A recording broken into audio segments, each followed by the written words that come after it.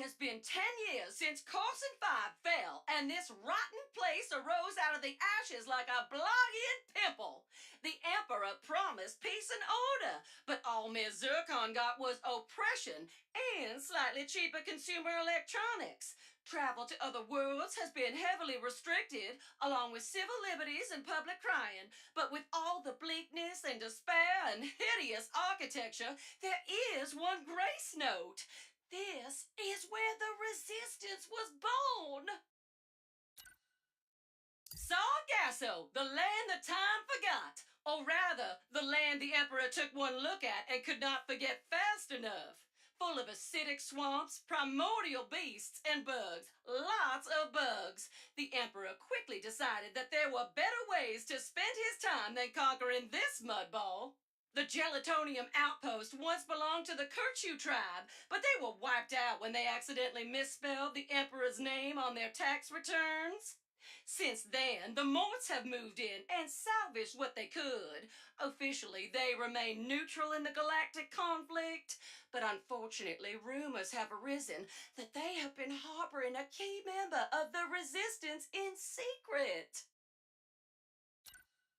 Floating in the debris of what used to be Scar Stew, thank you, Emperor Nefarious, Zerkie's is a family-run rest stop for galactic travelers who wish to remain off the grid.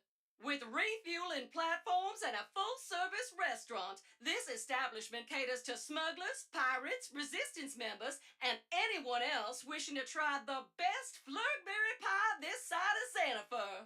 Finally, the recent dimensional crisis has brought some unexpected changes to the establishment. But when your clientele is largely comprised of criminals and freedom fighters, having your dining room in another dimension is quite a perk. Savali is home to a handful of monks that reside in the ruins of an ancient Lombax outpost. It is rumored they are the descendants of Bogon Galaxy pilgrims who chose to devote themselves to dimensional knowledge and revitalizing yoga, rather than bodybuilding and bounty hunting like the other members of their species. With the Lombaxes long gone, they are also the keepers of their most treasured secrets, such as advanced knowledge of dimensionality and a really good Snivelakian bean hummus recipe. Ooh! Blizar Prime is a Ragongo-level mining operation known as the galaxy's main source of Blizon crystals. Integrated in high-energy capacitors, this material was once prevalent in computers, starships, and warpinators. These days, however, the rare ore is mostly shipped to the Emperor's research facility on Cordelion for various dark projects. Speaking of which, when the dimensional crisis broke out earlier today, communication with the miners went silent, and their shipments to the Empire were missed. So, Ms. Zircon thinks that maybe Blizar might not be the safest place to be right now. Yes, indeedy! Molinoth Gulch is the largest scrapyard in the galaxy. Once an arena for titanic robot death matches and full-contact poetry slams, this area became a well of highly sought-after ancient ore and rare technology. While the Emperor shows little interest in these outdated parts, the Vullards have managed a fairly stable business salvaging the bones of these classic warriors. Or at least they did, until the pirates began to loot them on a regular basis. They say it takes tremendous pressure to create diamonds, so what better place to set up an experimental forge than the crushing depths of Cordelion's boundless oceans?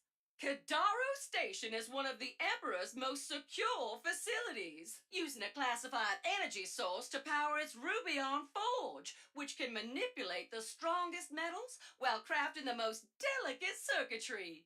With a workshop like that, it is no wonder that this facility is the rumored birthplace of all the Emperor's battle mechs, armor, and espresso machines. Dolus, the not-so-secret home base of the pirates, is a bastion for robots who wish to live a life of adventure, freedom, and morally ambiguous deeds. But that sort of life can be an expensive one, so the pirates have also waded into the treacherous waters of Brandon and Target markets by creating their very own theme park. Have you ever wanted to be a pirate for a day? You can, if you can survive the pirate trials. Its success has been mixed, but the pirates have still flourished in recent years thanks to their mysterious captain, who has somehow managed to stay one step ahead of Emperor Nefarious and his efforts to utterly destroy them. Perpetually racked by storms, Vacheron is home to the most feared prison in the galaxy, Zordoom. Prior to the rise of Emperor Nefarious, it was filled with murderers, despots, and monsters.